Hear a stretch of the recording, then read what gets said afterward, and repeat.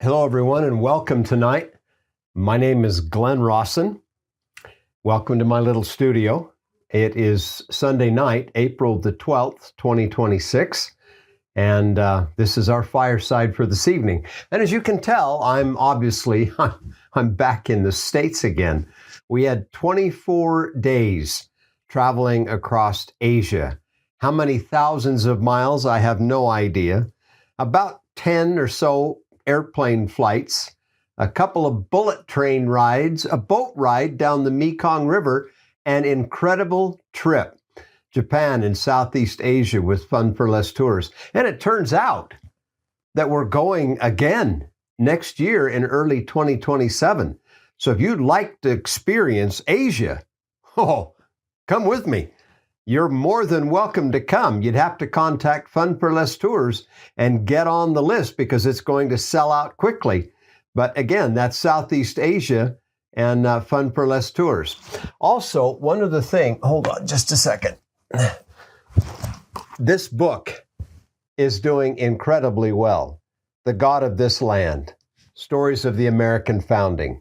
If you haven't yet received a copy, this is a great book of short stories to read to your children to instill in them a love of country and an understanding that this land was not founded just by men. It was also founded by God. That's what this book will help to teach. So it's available at glennrawsonstories.com. Okay? All right. Let's see. There are some other things coming up, which I will talk about in the break at the midpoint. All right? But for tonight, I would ask you to have a prayer in your heart as I go through 6 stories, 5 of which are brand new. This first one is a reminder. We just passed through the anniversary of the dedication of the Kirtland House of the Lord. This story pertains to that. It shouldn't be expected, however, that because we've done all the right things, that everything's going to go right for us all the time. Right? What matters is that we stay the course. And it isn't even so much how fast we move down that course towards celestial glory, as long as we're going in the right direction. The Kirtland Temple is a magnificent structure. It was designed by revelation and constructed by consecration, and miracles, it stands as a testament to the obedience and sacrifice of those early saints who built it. Foremost among those instrumental in the building of that temple was Artemis Millet. It's well known that Brigham Young was given a mission by the prophet Joseph Smith to travel to Canada, convert Artemis Millet, and invite him to come to Kirtland with $1,000 and build the Kirtland House of the Lord. Notwithstanding that he owned a large and prosperous construction business in Canada, Artemis accepted that invitation, if you can imagine, joined the church, moved to Kirtland. In 1834, he moved into a home just across Chillicothe Road from the temple site. He went back and forth during that season between Kirtland and Canada between 1833 and 1842. It is said that in the final stages of stuccoing the exterior walls of the temple, that Artemis received a revelation as to the process of making that stucco, and that secret, that recipe, remains a secret to this day. No one has ever been able to reproduce it. It was really good. At the completion of the Kirtland Temple, Artemis Millet and others who had assisted in the building of the house were called to a special meeting for the purpose of blessing in the name of the Lord those who have heretofore assisted in building by their labor and other means the house of the Lord. End quote. The prophet Joseph said that those who had distinguished themselves thus far by consecrating to the upbuilding of the house of the Lord, as well as laboring thereon, were to be remembered, that those who build it should own it and have the control of it. Well, sometime 1837, after the failure of the Kirtland Safety Society, Artemis took his family and left Kirtland. But like so many others, he didn't leave the church. He went back to Canada just as war broke out there, and because of his political affiliations, Artemis was on the wrong side. His property was confiscated. Then, sometime in 1840 or 1841, his second wife passed away, leaving him with 8 children to care for. Now, one son of Artemis recalled these difficult times. He said, "My father hired the children taken care of, and 6 boys boarded out until he could go to Ohio and get the means to take us there. But as soon as my father left, my mother's relatives had us all bound out." Now, bound out means that the boys became indentured servants, or slaves, if you will, for all intents and purposes. That is, until Artemis's oldest daughter, Emily, traveled up from Ohio to Ontario, where the children were at. She and her husband called all the children, dressed them in new clothes, and arranged for a grand party for all the children at a local hotel. Well, the children came for the party in the morning, and their masters were invited to come for dinner in the afternoon. However, when the masters showed up at 3, their dinner was there, but the children were gone. All of the children were on a boat, racing to the harbor across the lake at Kingston as fast as the 4-horse coach could travel, where they boarded a steamer and set out into Lake Erie, bound for Fairport Harbor in Ohio. They were running away. As the ship set sail less than a mile from shore, the cannon boomed, and the signal was given for the boat to turn around and go back. But the family of Artemis Millet went on, and they were reunited with their father once again. A great story. Artemis and his family joined with the saints at Nauvoo. When the church went west, Artemis went with them. He arrived in Salt Lake City in 1850, and he was asked by President Brigham Young to go to Manti. And there he continued his trade as a craftsman and a builder. He also served while there as a priesthood leader in the San Pete. He was called to Spring City, where he continued working, notwithstanding his age, to build. And finally, in his last years, Artemis Millet made his home where? Scipio, Utah, where he passed away in November 1874, true and faithful to the very end. Can it be said that this was a man who gave his life and his means from conversion to the grave in building up the kingdom of God on earth? Indeed, literally, Artemis Millet. Okay? All right, next story. I had the opportunity while on this tour to be associated with some wonderful people that I will always appreciate, always love. One of them was Helen. Please allow me to tell you about Helen. Now, that's not her birth name. That's her American name. She was born in 1959 in Viet Nam. And I tell you her story that you might now look back at that very controversial war and maybe see it in a little bit different light. Helen's earliest memories were of living in a little grass hut with 7 siblings, while her single mother worked in Saigon to support them. At the age of 7, her mother remarried and the family moved to Saigon. The following are Helen's memories as a child in the war. She said, quote, "As a child, I learned to follow direction and be safe during the war.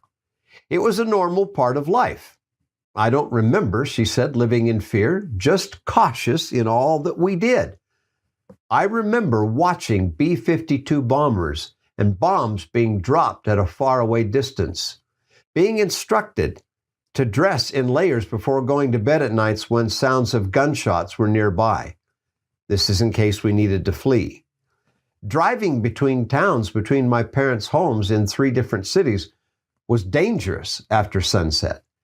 There were fears of being ambushed by Viet Cong or roads being bombed.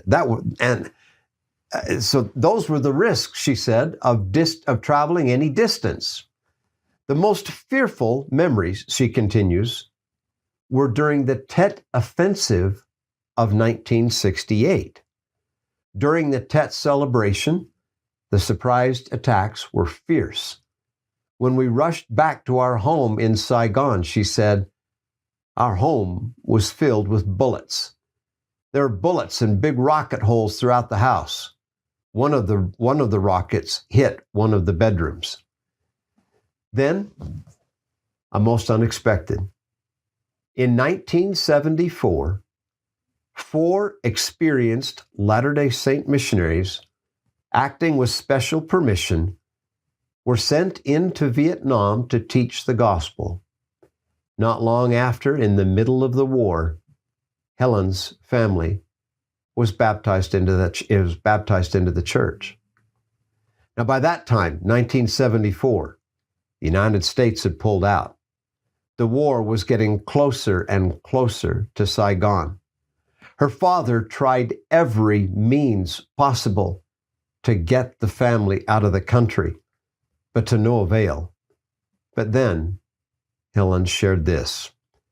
Finally, one day, April the 20th, 1975, I was at church with some of my siblings.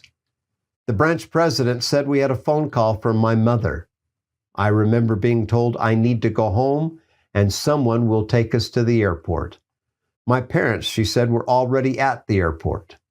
We rode our bicycles and motorbikes home, said goodbye to my grandmother, not knowing we'll ever see her again.